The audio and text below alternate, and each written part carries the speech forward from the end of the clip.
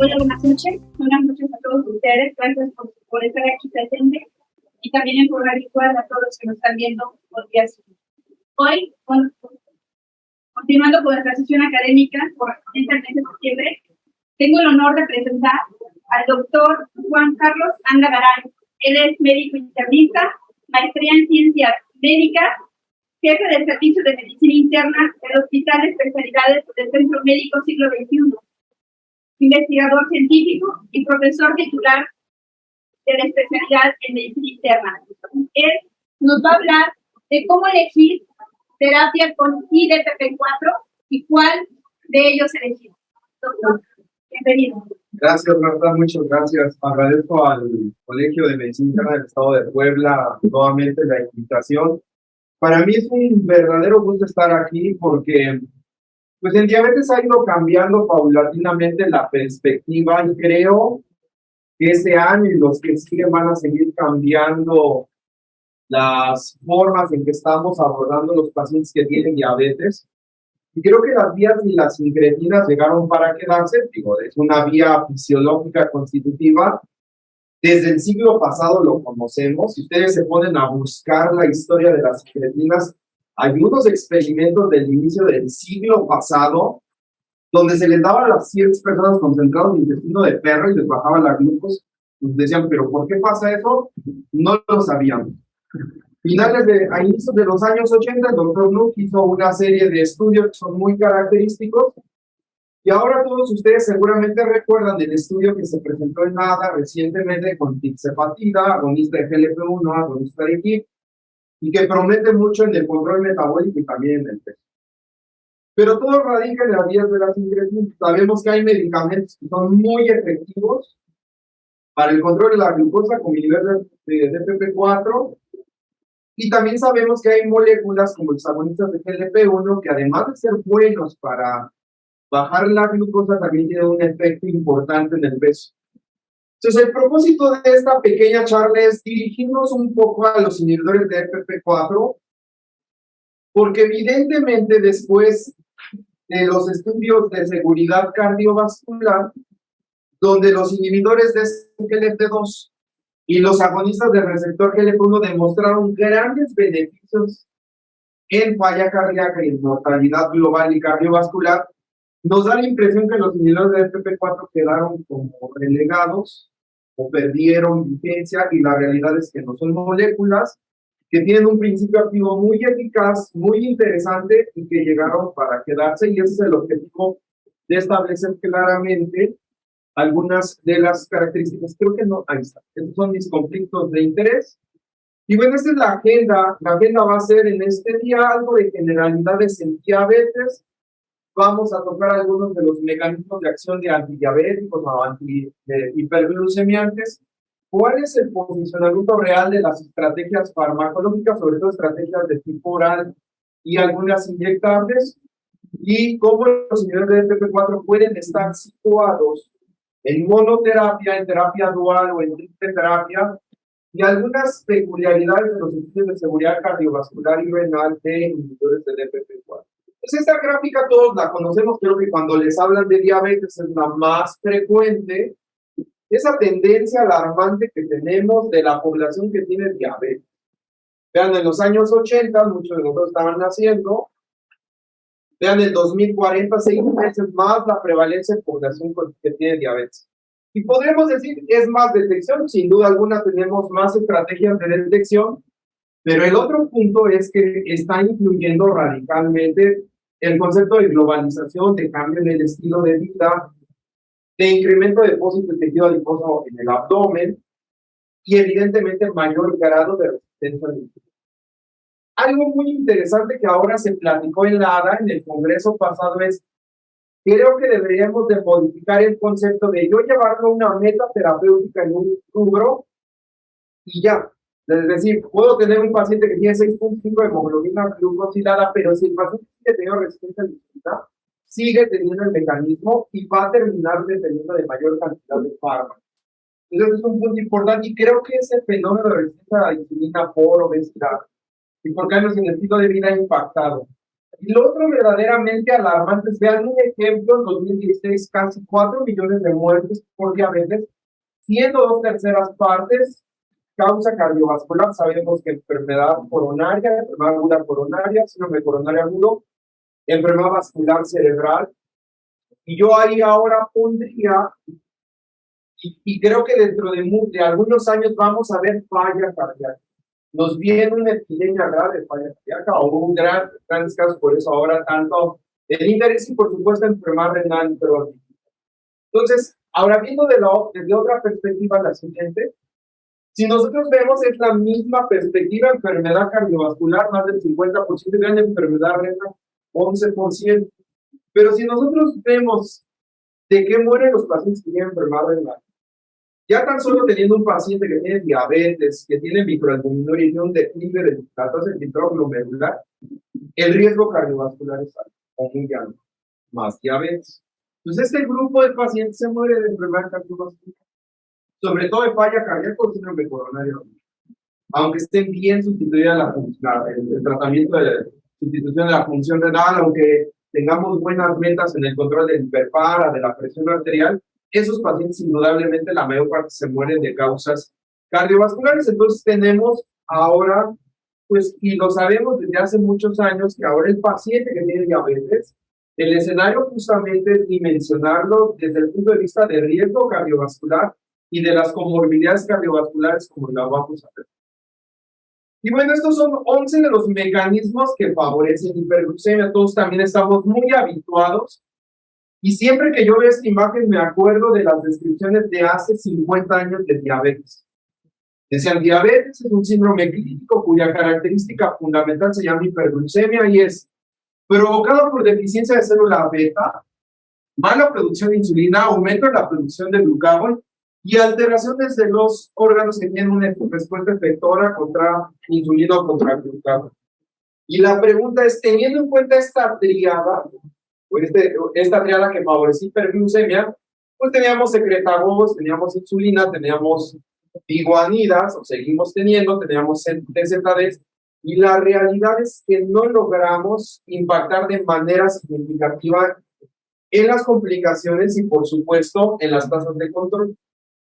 Y bajo este precepto de que no solamente es célula beta, órganos efectores, célula alfa, pues ha habido una serie de estudios desde décadas pasadas donde sabemos que, por ejemplo, ahora el cerebro es como una parte esencial en la hiperglucemia, tan solo por el apetito. Los pacientes tienen mayor apetito, sobre todo ingesta de carbohidratos, tienen vaciamiento más rápido, fácilmente hacen saciedad, pero inmediatamente tienen vaciamiento y a las 3 horas quieren comer estos pacientes. Entonces, otro bolo de carbohidratos. Y creo que lo vemos dimensionado claramente en el efecto que tienen los nuevos agonistas de GLP-1. Estos pacientes, además de tener el retraso en el vaciamiento gástrico, de tener plenitud inmediata, tener un poco de náusea, que yo estoy diciendo que es uno de los fenómenos que también impactan en la disminución de peso, esos pacientes también con agonistas de GLP-1 disminuyen el apetito por permeabilidad en barrera hematoencefálica e impacto en las zonas de control del apetito. Pero sabemos también que hay una flora intestinal y hay muchos estudios de flora que favorece obesidad y que favorece inflamación y resistencia a la insulina. También sabemos que hay un fenómeno preinflamatorio. Yo creo que después de la cúspide de hiperglucemia tendríamos que poner disfunción inflamatoria, estado protrombótico e indudablemente disfunción endotelial. Sabemos el papel que tienen los cotransportadores de sodio glucosa, ahora es un blanco terapéutico, y las incretinas, el efecto incretina está disminuido.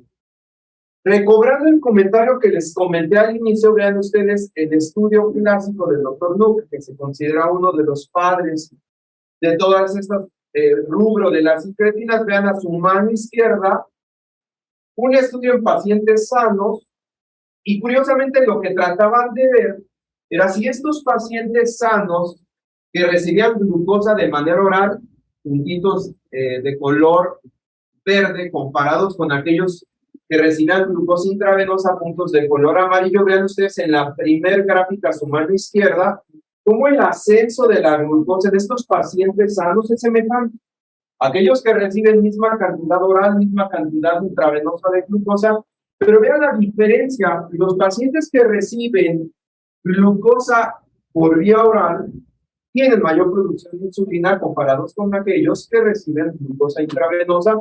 Y creo que este estudio corrobora perfectamente la teoría que se tenía hace muchas décadas de que había todo un sistema endocrino que se usaba carbohidratos predominantemente y que producía un grupo de péptidos endógenos que favorecían la liberación de insulina e inhibición de la producción de glucagón.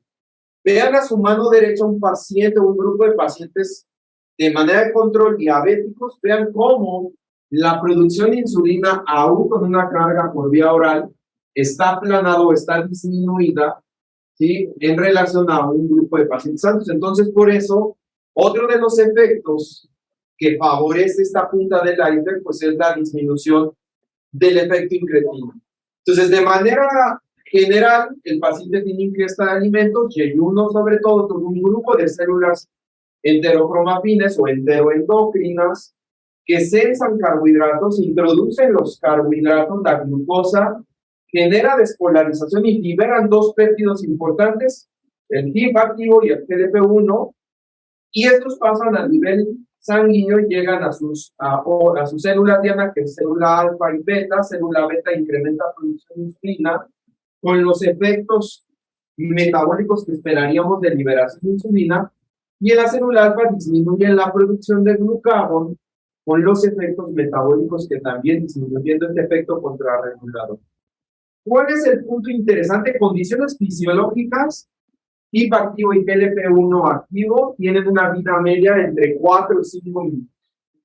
Porque hay un grupo de proteasas constitutivas, predominantemente de PP4, que las asesinan. La actividad proteolítica de la dipeptidasa 4 es continua. Y entonces, pues obviamente se controla de manera pues muy definida en la vida media de estos dos sustancias. Y todos sabemos que podemos inhibir de manera muy selectiva la dipeptidasa 4 e incrementar la vida media de estas dos incretinas. O dos, podemos también tener análogos directos de esta molécula, inicialmente GLP-1, y ahora con tirzepatida sabemos que podemos agonizar de manera dual en una sola molécula GIP y GLP-1, que fue el estudio que se presentó recientemente. Pero en el caso de los inhibidores de PP4, pues al inhibir dicha enzima incrementamos vida media y incrementamos el efecto sobre célula beta-alfa mediado por lo que el paciente tiene de ingesta de carbohidratos. De tal manera que es un mecanismo que depende de la ingesta y por supuesto depende de la reserva de célula beta pancreática, pero este mecanismo fundamental es lo que le confiere a este grupo terapéutico un bajo riesgo de hipoglucemia, como lo vamos a ver posteriormente. Entonces aquí ejemplificando, si yo expongo o catalizo en su mayor apogeo los efectos de GLP-1 por apetito en el control metabólico, y verdaderamente la vía de las incretinas, pues son dos estrategias terapéuticas altamente eficaces en el contexto, y creo que lo hemos visto en los algoritmos que hemos analizado desde hace ya algunos años que ha publicado ADA. Estos son los inhibidores del DPP4 que hay en nuestro país. Linagliptina, sitagliptina, que fue el primer inhibidor de DPP4, vildagliptina también tenemos en el país, saxagliptina y alogliptina. Si ustedes ven la diferencia entre estas clases terapéuticas, predominantemente es la tasa de excreción renal. Y evidentemente ante pacientes que nosotros vemos que son pacientes con deterioro de la tasa de filtrado glomerular, evidentemente si tenemos moléculas que tienen una tasa de excreción alta, tendremos que hacer el ajuste de acuerdo a la tasa de filtrado. Pero si ustedes ven linagliptina, hay pacientes que incluso están en terapia sustitutiva de función renal y estos pacientes no tienen necesidad de ajustar la dosis, e incluso estos pacientes pueden ser usados de manera segura en combinación con esquemas de insulina. Potentes, los representantes de esta clase terapéutica son igualmente potentes. O sea, si yo trato de dar evidencia de estudios por separado y los conjunto, y quiero ver el efecto, por ejemplo, en escenario de monoterapia o en escenarios donde yo lo combino con metformina y controlo muy bien la dosis de metformina y trato de ver los diferentes estudios, cómo se comportan los inhibidores de DPP4, prácticamente con hemoglobinas glucosiladas de 8 basales, tienen un desempeño muy semejante. Entonces, dentro de los inhibidores de DPP4, la diferencia es la potencia. La diferencia lo marca el perfil farmacocinético. Sin duda alguna, hay pacientes geriátricos que se pueden beneficiar de inhibidores de DPP4 que tengan baja tasa de excreción renal o pacientes que tienen enfermedad renal progresiva. Y a veces pasa que solamente tenemos inhibidores de DPP4 como cita o como vildarlitina y pues bueno, tendríamos que hacer el ajuste de acuerdo a la tasa de glucógeno celular.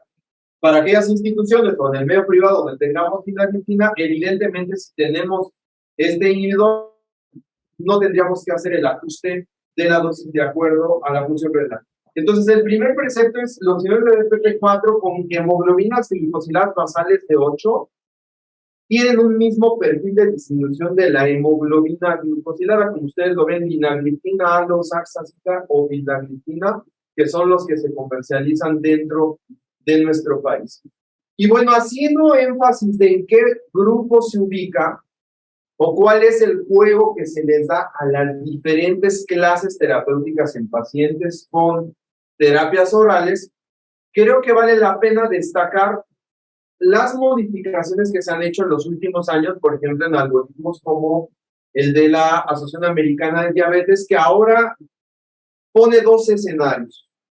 Tengo un paciente que tiene diabetes, tengo que valorar si tiene enfermedad cardiovascular ateromatosa, algún antecedente mínimo o evidente que sea, un ataque isquémico transitorio o déficit neurológico agudo, claudicación intermitente, antecedente de evento vascular, enfermedad carótida, cualquier grado de ateromatosa o incluso alto riesgo cardiovascular por alguna escala que diga, el paciente tiene alto riesgo cardiovascular, pues entraría su mano izquierda en esa categoría, o falla cardíaca, porque sabemos que hay fármacos que encajan perfectamente en pacientes con diabetes, ¿no? Ya vimos cómo los niveles de SGLT2 ahora con estudios con diabetes han demostrado ser una parte importante sobre la falla de perio reducido.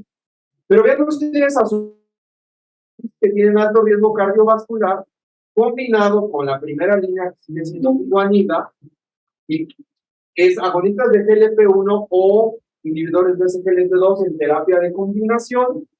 Si estamos fuera de terapia o de meta, si el paciente tiene una combinación de metformina con un inhibidor de SGLT2, puedo utilizar como tercera línea de tratamiento o favoreciendo la triple terapia algún medicamento o que tenga beneficio cardiovascular en estudios demostrados o que tenga un efecto neutro o que sea seguro, ¿no? En este caso, si ustedes lo ven, los inhibidores de DPP4, de tal manera que si yo tengo pacientes con metformina y inhibidores de SGLT2 y no lo llevo a meta, si el paciente tiene una limitación desde el punto de vista que no tiene la posibilidad de tener un agonista de GLP-1, puedo utilizar un inhibidor de DPP4. Pero si el paciente tiene combinación de metformina con agonistas de receptor de GLP-1, evidentemente un inhibidor de DPP4 ya no entraría ahí. Ya tendríamos que combinarlo con un inhibidor de SGLT2. Pacientes con falla cardíaca, creo que no hay duda. Los dos inhibidores de SGLT2 que han demostrado PEGI reducida en diabetes, dapagliflozina y empagliflozina, recientemente en pacientes que no tienen diabetes y que tienen falla cardíaca también, con PEGI reducida, también está demostrado, EMPA y también dapagliflozina. Y hay por ahí recientemente el estudio que salió ahora en el Congreso de la Sociedad Europea de Cardiología, donde pacientes con PEGI preservada también tienen un beneficio con un inhibidor de SGLT2. Vean, en el caso de enfermedad renal crónica, inhibidores de SGLT2 son la mejor opción. Si tengo una mala respuesta, sí puedo combinar un medicamento que tenga un efecto neutro a nivel renal, que puede ser un inhibidor de DPP4. Si vemos la otra cara de la moneda y el paciente no tiene el riesgo alto, complicado, pero no tiene enfermedad cardiovascular o enfermedad renal, puedo yo priorizar bajar el riesgo de hipoglucemia, puedo priorizar un efecto positivo en que no gane peso. Las primeras opciones que nos da la Asociación Americana de Diabetes. Si yo quiero minimizar riesgo de hipoglucemia, los más efectivos en disminuir la hemoglobina glicosilada en combinación, pero que tengan un efecto neutro en el riesgo de hipoglucemias. Empezamos con inhibidores de DPP4, por supuesto los GLP-1, inhibidores de GLP-2 y TZDs. Y ahí yo puedo hacer la combinación en triple terapia si es necesario. Si yo me preocupo por el peso, evidentemente combinación de metformina, inhibidores de SGLT2 o agonistas de GLP-1, pero si salgo de metas y quiero utilizar una vía de incretinas, necesito utilizar un inhibidor de FP4, siempre y cuando no esté utilizando un agonista de GLP-1. Y el costo también ahora les preocupa, y si el paciente tiene bajo riesgo de hipoglucemia, sulfonilureas y TZD son como las más recomendadas. Vean ustedes las tres características que vemos ahora y que se perfilan en las recomendaciones: cambio de hemoglobina glicosilada, sulfonilureas glinidas TZDs, niveles de GLT2, niveles de FP4 y agonistas de GLP1. Obviamente hay una discreta variación, pero todos van encaminados. Vean en la parte inferior, mano izquierda, riesgo de hipoglucemia, sobre todo secretafocos. Vean, por ejemplo, agonistas de GLP1 y niveles de GLT2 o de FP4 son muy semejantes. Y en efecto, en peso ya vimos que es inhibidor de GLT2 y agonistas del receptor GLP1, los cuales tienen un efecto positivo en el descenso ponderal. Entonces, ahora viene lo interesante. Vean, por ejemplo, estrategias con monoterapia, estrategias de tratamiento dual. Por ejemplo, aquí, tratamiento dual es combinar metformina como sulfonilurea como referencia y terapia triple, metformina, sulfonilureas y una TZDs. Vean, por ejemplo, por grupos terapéuticos a mano izquierda en monoterapia, metformina, sulfonilureas, TZ2, o TZDs, perdón, inhibidores de FP4, inhibidores de GLP2, o agonistas de GLP1, prácticamente son muy semejantes. Obviamente hay un poco más de diferencia a favor de GLP1 porque sabemos que tienen alta potencia. Terapia dual, si ustedes ven combinado metformina, sulfonilurea, y si yo lo combino o si yo lo comparo con metformina con un inhibidor de FP4, son muy semejantes en la capacidad de disminuir. Y obviamente si lo comparo con inhibidores de SGLT2 o agonistas de GLP1, discretamente más superior a la barra, pero si vemos las verificaciones estándar y tratamos de empatar, la tendencia es muy semejante, e incluso en terapia triple. Entonces, la realidad es que con la evidencia, con esta gráfica, ¿qué concluimos? Pues que ya no hay recetas de cocina. Finalmente, la valoración de las características del paciente y el riesgo cardiovascular y la función renal y las comorbilidades que tiene va a definir mucho qué estrategia terapéutica voy a utilizar. Veamos, por ejemplo, algunos ejemplos de estudios en fase 3, donde utilizan algunos inhibidores de DPP4 en monoterapia. Y esta diapositiva me gusta porque es producto de analizar cada estudio de fase 3 de sus representantes en monoterapia, los estudios con Lina, los estudios con Saxa, los estudios con sitagliptina, Vilda y alogliptina.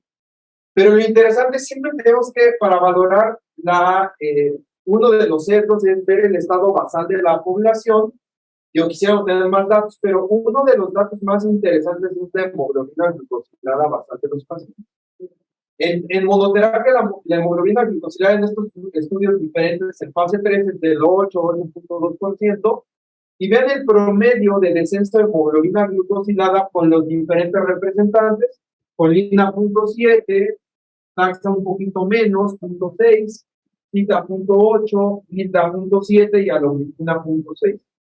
Pero lo importante es ver el tipo de hemoglobinas glicosiladas con los que se arrancan, de tal manera que estos pacientes terminan con un promedio de entre 7 y 7.2 en monoterapia en estos pacientes, solamente comparado monoterapia versus el grupo de placebo.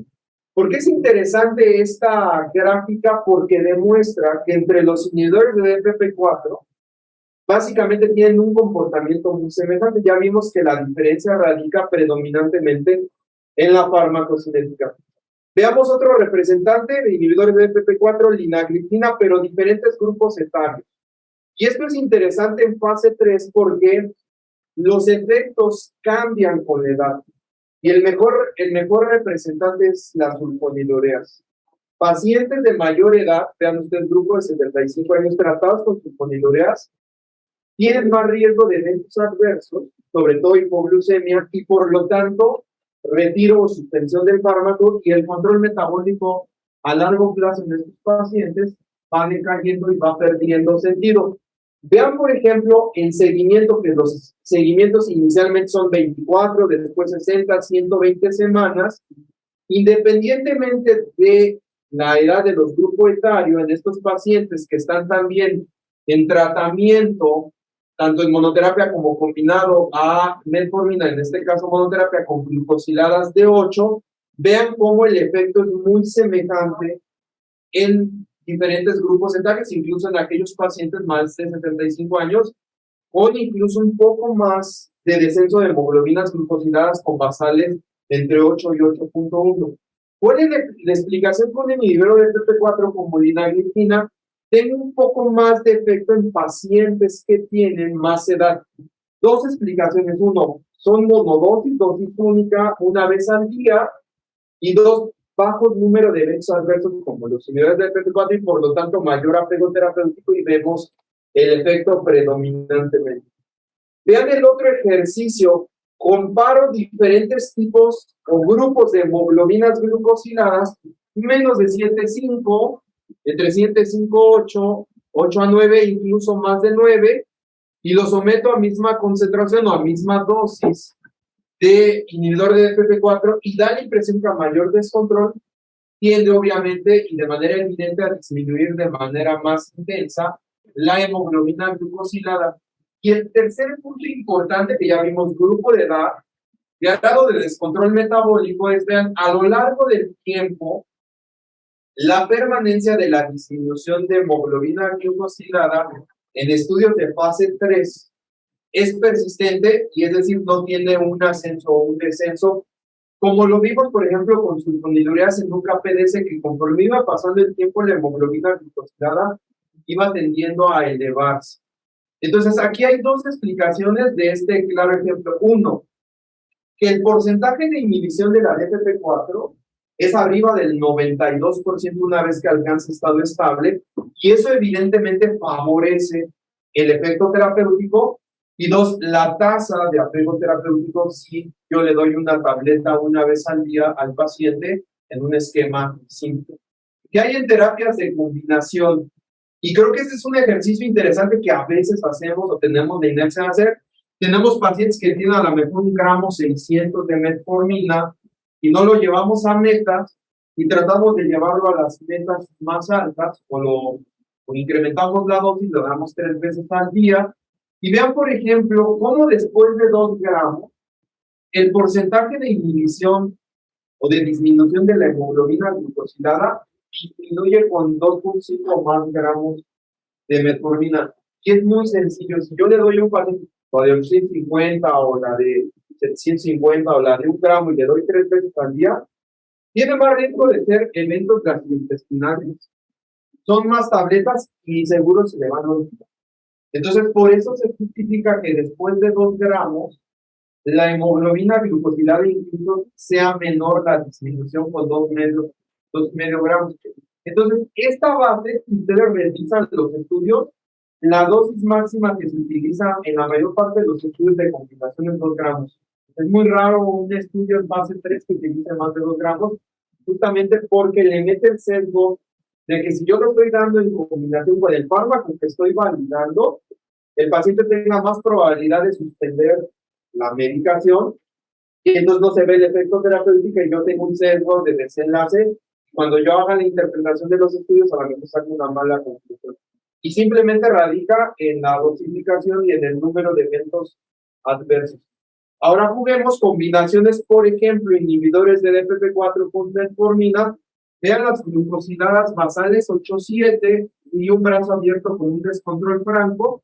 Si yo le doy, por ejemplo, una combinación de 2,5, 1 gramo y se lo doy 2 veces al día, estos pacientes que tienen 8,7 tienen un promedio de 1,7, pues terminarían más o menos como 7%, más o menos 0,2 aproximadamente la hemoglobina glucosilada.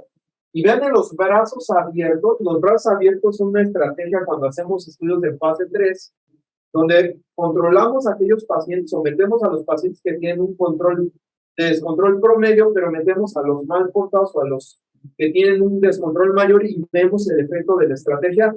Y ven en estos pacientes que combinamos el inhibidor del PP4 con dosis óptimas de metformina, el descenso puede ser hasta 3.7. Obviamente en estos pacientes se mete o influye el efecto del seguimiento y del tratamiento de estos pacientes, el plan de alimentación, por supuesto la actividad física, el monitoreo constante, las revisiones que representan tener un paciente o participar en un paciente que tiene o que está inmerso en un estudio fase 3. Pero la conclusión es, aún en pacientes descontrolados, si podemos empezar terapia dual e incluso en brazos abiertos, puedo tener la posibilidad de tener buen efecto en el descenso de hemoglobina glucosilada.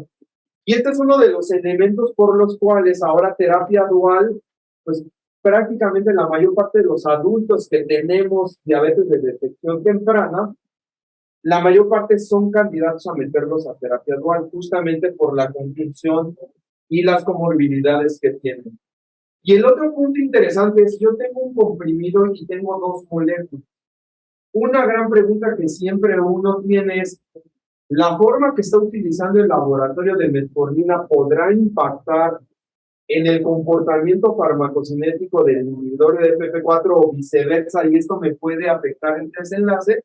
Entonces, para eso también se hacen estudios a largo plazo donde se compara el placebo, que es combinación de metformina-placebo en una sola tableta, comparado con metformina, en este caso linagliptina, con inhibidor de FP4, y vean prácticamente cómo la tasa de descenso es permanente y no interactúan las dos sales que tienen en la combinación. Y un referente para inhibidores de FP4 para combinar y comparar eficacia, pues es comparar un esquema dual donde la base sea metformina con una sulfonilurea. Y la sulfonilurea generalmente que es referente es limepirida. Vean, este estudio es muy interesante porque comparan un grupo de pacientes tratados con metformina entre 2 y 4 miligramos y entre 1 y 2 gramos de metformina versus linagliptina, metformina. Y vean, por ejemplo, la proporción de pacientes que alcanzan hemoglobinas glucosiladas menor de 7 a los 2 años son muy semejantes. Pero la diferencia ahora, vean aquellos pacientes que llegan a la meta, pero sin eventos de hipoglucemia y sin cambios estadísticamente significativos del peso. El que utiliza sulfonilurea, 23% de ese punto, y los que utilizan el inhibidor de FP4, 54%. Entonces, dos conclusiones de esta diapositiva. Los inhibidores de FP4 tienen un efecto semejante a una sulfonilurea de última generación como limepirida, pero la diferencia radica en el efecto en el peso y en el riesgo de hipoglucemia, que es favorecedor sobre el uso de inhibidor de FP4. Entonces, comparando, vean ustedes, en monoterapia, si yo utilizo un inhibidor de FP4 y placebo, muy bajo riesgo de hipoglucemia. Si utilizo metformina, también seguimos teniendo bajo riesgo de hipoglucemia, aún comparado con placebo. Ahí seguimos viendo metformina. Cuando yo agrego sulfonilurea a metformina, vean, el riesgo empieza a incrementar. Pero si yo meto en una combinación triple metformina, sulfonilurea y algo más, un inhibidor de FP4, un anti-ZD, un inhibidor de SGLT2, el riesgo se incrementa y es predominantemente por efecto de sulfonilurea y evidentemente con insulina. La conclusión es que si yo tengo pacientes lábiles, donde tengo función renal, con fragilidad, o pacientes geriátricos, y lo tengo en este rubro, evidentemente tendría yo que monitorizar de manera más estricta riesgo de hipoglucemia, porque sabemos que esta población, sobre todo población geriátrica, puede tener un desenlace no favorable y puede ser el detonante de hipoglucemia de alguna causa de muerte diferente. Entonces, es importante tomar en cuenta esto. Y vean, por ejemplo, inhibidores de FP4 que no tienen excreción renal o que tienen baja tasa en pacientes que tienen falla hepática, prácticamente la concentración en Child A, Child B, incluso Child C es muy semejante, y por eso si ustedes revisan la IPP en estos pacientes con este tipo de inhibidores de FP4 pueden ser utilizados hasta pacientes que tienen falla hepática moderado están en categoría B. Y esto es lo que comentábamos, cuando nosotros tenemos deterioro de la tasa de filtrado glomerular, evidentemente tendría yo que hacer un pequeño ajuste, vean ustedes, por aquellos pacientes que tienen disminución por debajo de 45 mililitros minutos, la mayor parte tendríamos que ajustar 50%, y aquellos que tienen menos de 30, incluso 25% de la dosis, salvo linagliptina, que en el caso de la dosis sigue siendo igual, incluso en pacientes que tienen menos de 15 mililitros minuto o tienen estrategias de sustitución de la función renal. Y aún en el paciente lábil, que es el paciente renal que tiene ya deterioro grave de la función renal o incluso está en terapia sustitutiva, la tasa de inhibición de la disminución de hemoglobina glicosilada es muy semejante y es constante a largo plazo y no tienen este esquema de ascenso de sexo. Y las últimas diapositivas quisiera presentarlas pues a los estudios de seguridad cardiovascular de los inhibidores de DPP-4. Y todos sabemos que estos estudios surgen por las historias con tolbutamida, ¿no? Estos pacientes que hacían más síndrome coronario agudo entre los años 70 y 80, toda esta marea de información que llegó a ser muy controversial con rosiglitazona, la quitaron, se paró la producción, se paró la comercialización, era un medicamento perteneciente a recetales que estaba ya listo para distribuir, ya se estaba distribuyendo y aparecen por FDA warning de mayor casos de síndrome coronario agudo y hasta no demostró lo contrario, se frena como la comercialización y la distribución. Entonces, teniendo en cuenta el caso de las sulfonilureas como tolbutamida, de TZDs como rosiglitazona, y el auge de nuevas estrategias para diabetes, se estableció ya desde hace casi 2 décadas la necesidad de establecer estudios de seguridad en pacientes vulnerables de nuevos fármacos en diabetes. Y entonces los pacientes más vulnerables son los que ya hicieron el desenlace. O sea, si yo tengo en la consulta un paciente que tiene un stent por un síndrome coronario agudo, ya tuvo el desenlace. O sea, ya fracasó las estrategias de prevención primaria y probablemente estamos ejecutando secundaria e incluso puede fracasar si incluso tiene un nuevo desenlace cardiovascular. Pero si yo tengo un paciente de muy alto riesgo, diabetes, deterioro de función renal, microalbuminuria o tiene dislipidemia, pero no tiene enfermedad cardiovascular, ese paciente también es un paciente muy grave. Entonces, esa población son la que se utilizó y la que se utilizaba en los estudios de seguridad cardiovascular. Y todos nos maravillamos cuando salió en Pared Outcome en el 2017, de donde, sin quererlo, lo que querían ellos probar era que los pacientes tratados con empagliflozina en esta población de alto riesgo no tuviera más infartos, no tuviera más muerte cardiovascular o no ingresara en mayor número comparado con el placebo y su tratamiento habitual por falla cardíaca. Y lo que se dieron cuenta era que ustedes han visto las curvas, cómo se separan.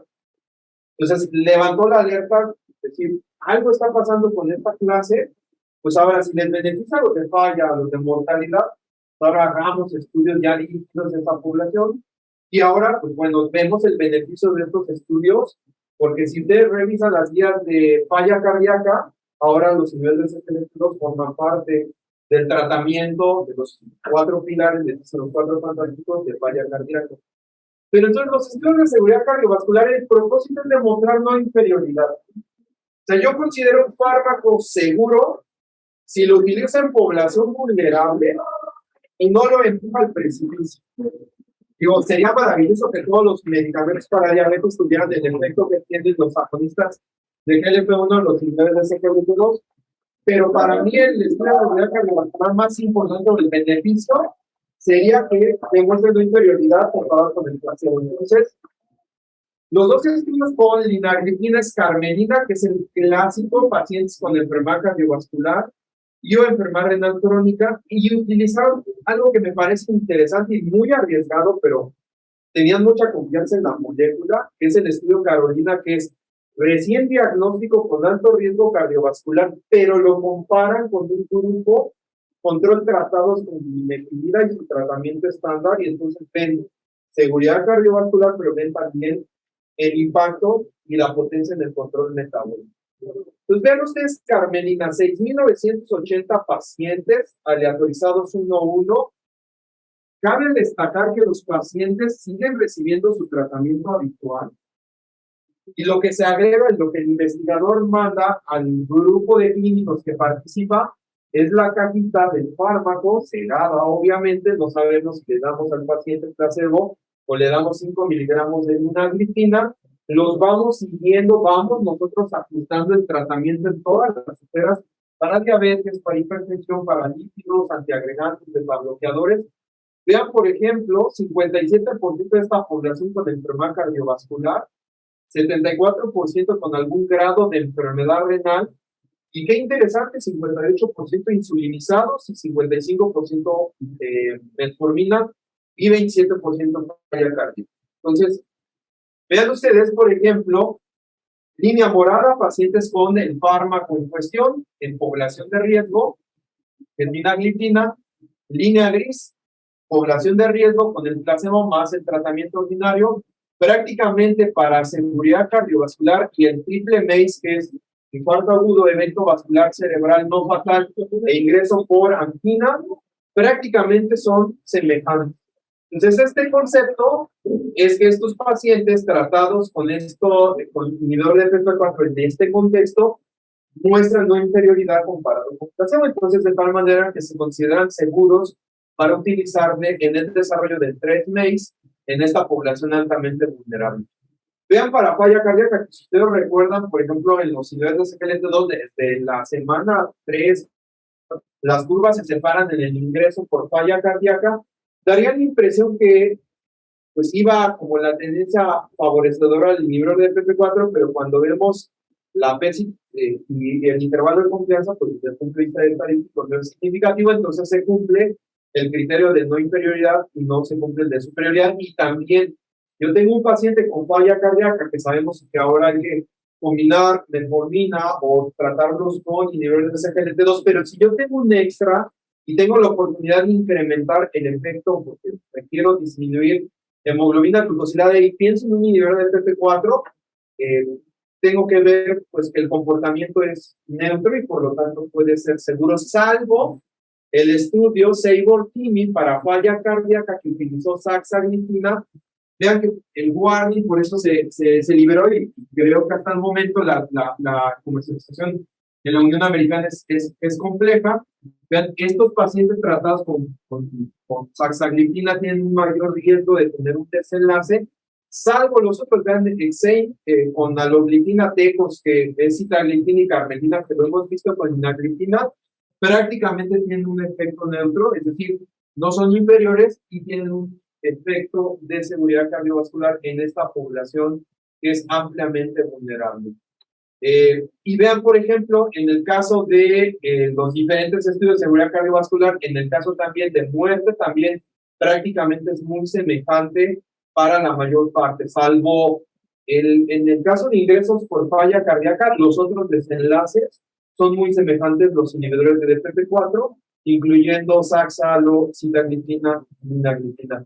Y lo que les decía del estudio Carolina, diabetes de recién diagnóstico con alto riesgo cardiovascular, vean ustedes, tratamiento estándar más linagliptina y el otro grupo tratamiento estándar más una sulfonilurea altamente efectiva, y lo que trataban de ver era desenlaces cardiovasculares, como los vemos que es el 3-MACE, que es mortalidad cardiovascular, infarto de miocardio no fatal y accidente cerebrovascular.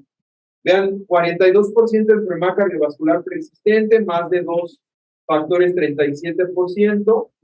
Obviamente es población joven de menos de 5 años de evolución de diabetes.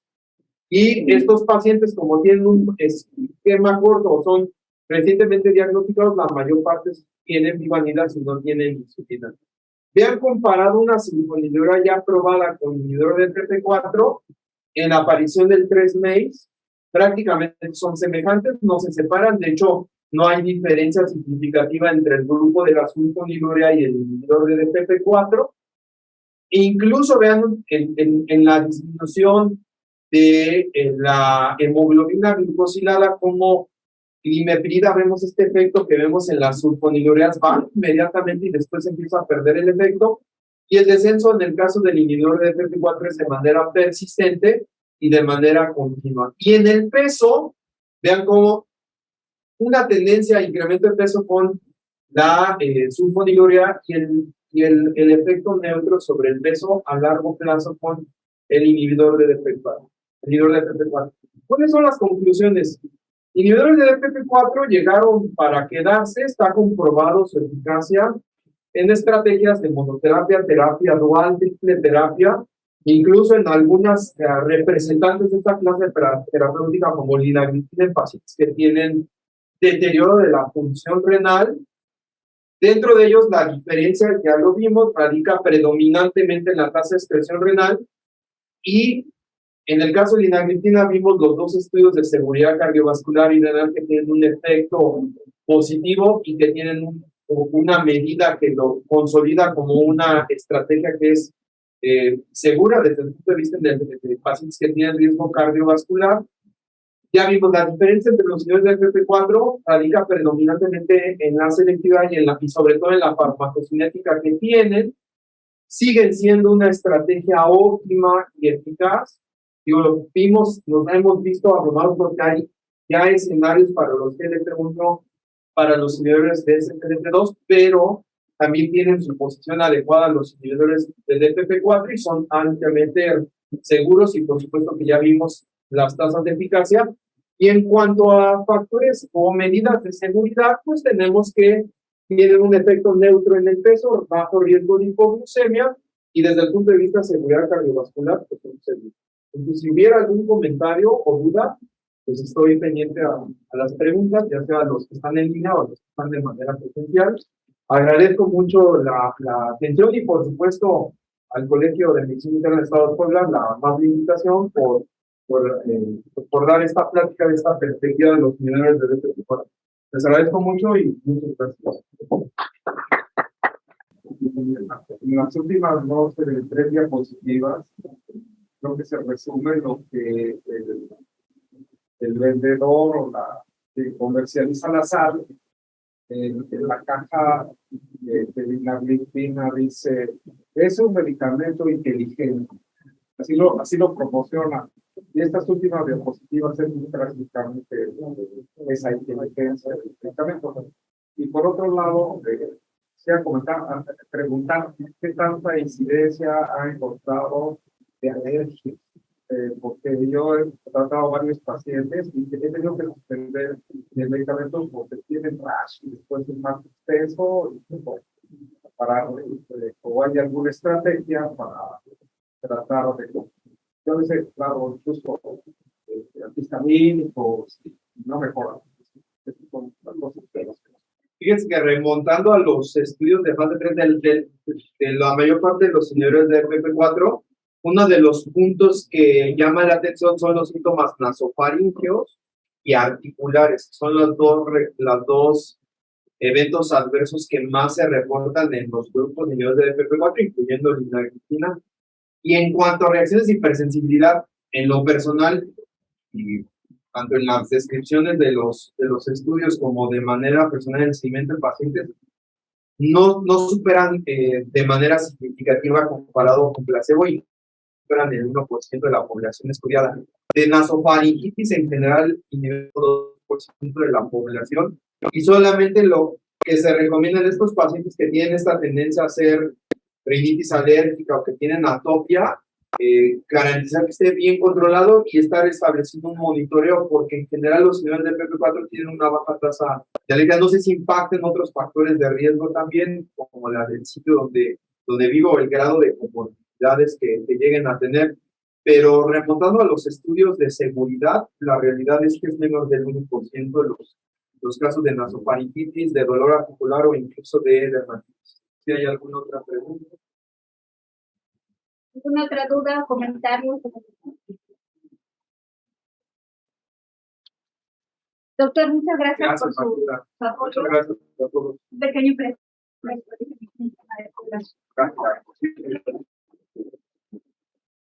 Que tengan excelente noche, ha sido un placer estar con ustedes. Gracias por la